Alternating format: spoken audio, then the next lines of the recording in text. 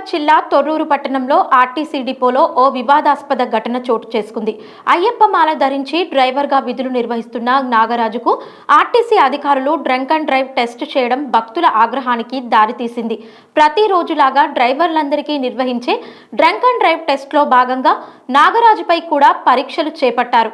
అయితే తాను అయ్యప్ప మాల ధరించానని తనపై ఏ పరీక్ష చేయొద్దని నాగరాజు కోరినప్పటికీ అధికారులు పట్టించుకోలేదని సమాచారం. ఈ విషయంపై మండిపడిన అయ్యప్ప స్వామి భక్త మండలి సభ్యులు ఆర్టీసీ డిపో ముందు నిరసన వ్యక్తం చేశారు.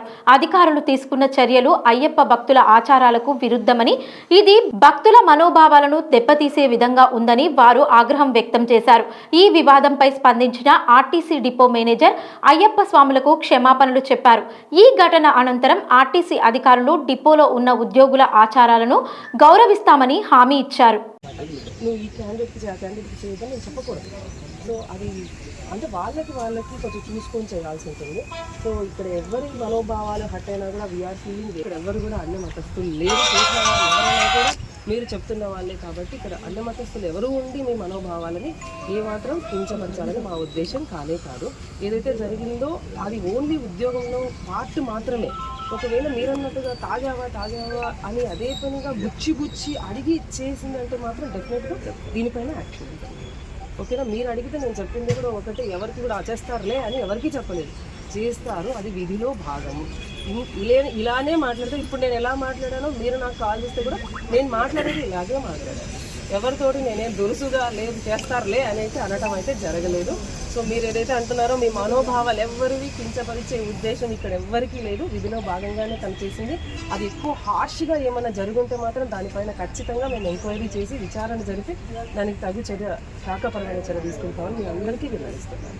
స్వామి ఓన్లీ స్వామిలోకి ఉంటారు, లేకుంటే ఆర్టీసీ డిపోలో పనిచేసే మేనేజర్లు అది సమయం ఒక 10 మంది కూర్చొని మందు సిట్టింగ్ చేసి డిపోనే తాగిన వీడియో మా దగ్గర ఉంది, మేము బయట పెట్టలేదు. అట్లా చేయొచ్చు, అట్లా తప్పులేదు. కానీ ఒక అయ్యప్ప మాల వేసుకున్న వ్యక్తికి మీరు చేసేయాలి. చేసిన తర్వాత కూడా పదే తాగొచ్చారా అని తప్పు, అది మీకు తప్పు అనిపిస్తుంది. మీ అడిగితే అదే మీ ఆర్టీసీ డిపోలో మీ ఇంట్లో పనిచేసే వ్యక్తులే 10 మంది కూర్చొని ఒక గ్రూప్ లో కూర్చొని తాగి సిట్టింగ్ పెట్టారు, అది తప్పు అనిపిస్తుంది మీకు.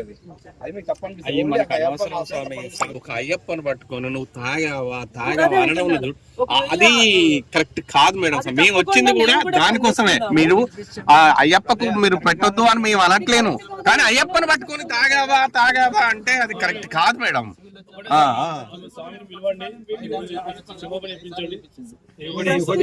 స్వామి చెప్పారు కదా, మనం ఆలోచించాలి ఏది కూడా. మేడం మీరు దాని మీద మాత్రం చేసుకోవాలి, అడగాలి కొంచెం.